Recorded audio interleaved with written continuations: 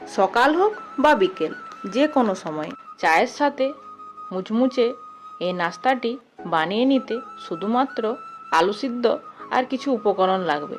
এটি চায়ের সাথেও খেতে পারেন কিংবা আপনারা স্যালাড দিয়েও খেতে পারেন। প্রথমে কড়াইতে তেলটা গরম হতে দেব। তেলটা খুব ভালোভাবে গরম হয়ে গেলে পেঁয়াজ কুচি ও লঙ্কা কুচি দিয়ে খুব ভালোভাবে নেড়ে চেড়ে ভেজে নেব। পেঁয়াজটা ভাজা ভাজা হয়ে গেলে সেদ্ধ করা আলু এর মধ্যে দিয়ে দেব এবং পেঁয়াজের সাথে আলুটি নেড়ে চেড়ে ভেজে নেব।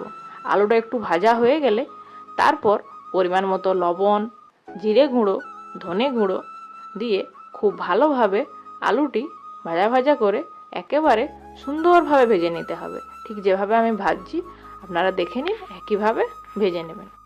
আগের থেকে আমি লেচি কেটে রেখেছিলাম। অল্প তেল দিয়ে খুব ভালোভাবে গোল করে বেলে নেব। বেলা হয়ে গেলে তারপর আগের থেকে করে রাখা আলুর পুরটি মাঝ বরাবর খুব ভালোভাবে দিয়ে দেব। তারপর আস্তে আস্তে দুপাশটা ভাঁজ করে নেব। হাত দিয়ে অল্প চেপে দেব। ছুরির সাহায্যে আস্তে আস্তে করে কেটে নেবেন। ভিডিওতে আমি ঠিক যেভাবে কাটছি আপনারাও ঠিক একইভাবে কেটে নেবেন।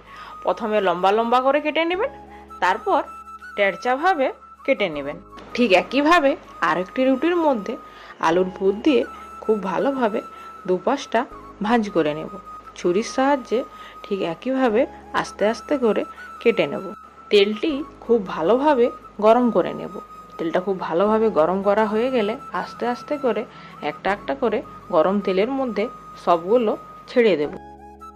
ভাজবার সময় লো টু মিডিয়াম আঁচে রেখে খুব ভালোভাবে উল্টিয়ে পাল্টিয়ে দু পিঠটা ভেজে নিতে হবে, যতক্ষণ না অবধি দু পিঠটা খুব ভালোভাবে ভাজা হচ্ছে। খুব ভালোভাবে ভাজা হয়ে গেলে তুলে নেব।